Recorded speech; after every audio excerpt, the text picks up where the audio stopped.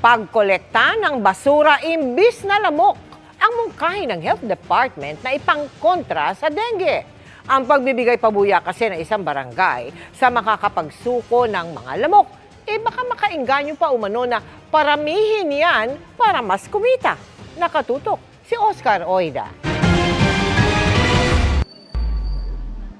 Sa kabila ng mga pagkwestiyon ng ilan, itinuloy ang paglulunsad kanina ng May Piso sa Mosquito Project ng Barangay Addition Hills sa Mandaluyong City. Kada 5 lamok o kitikiti, dead or alive, tutumbasan ng piso. Ang mga buhay na lamok ipinapasok sa tinatawag na mosquito death chamber para patayin ng ultraviolet light. At ang buhay na kitikiti, meron kaming strainer, tapos lalagyan lang namin ng puting tissue para mabilang namin kung ilan pong kitikiti ang dala ng ating pong mga residente.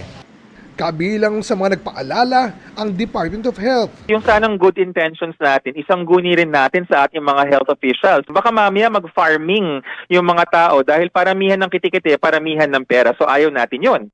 Mungkahi ng kagawaran, imbis na lamok ang ipakolekta. Baka mas maganda, bring me basura, kasi palinisan ng paligid na may premyo, talagang babawas yung mga tubig na naiipon, babawas ang dengue.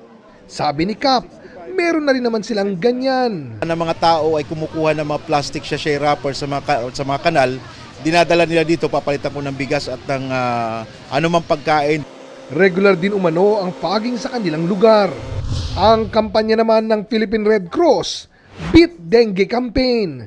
Kasama dyan ang break breeding sites o pagsira sa pamumugaran ng lamok.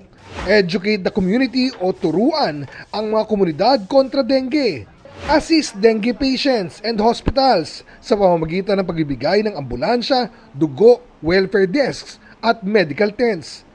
At trace dengue hotspot areas. Sa ngayon, pangatlo ang Metro Manila sa may pinakamaraming dengue. Pinakamarami ang halos 6,000 kaso sa Calabarzon.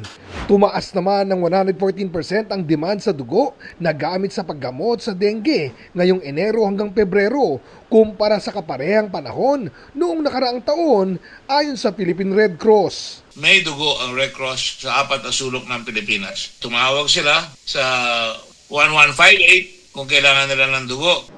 Para sa GMA Integrated News, Oscar Oida, nakatutok, 24 oras.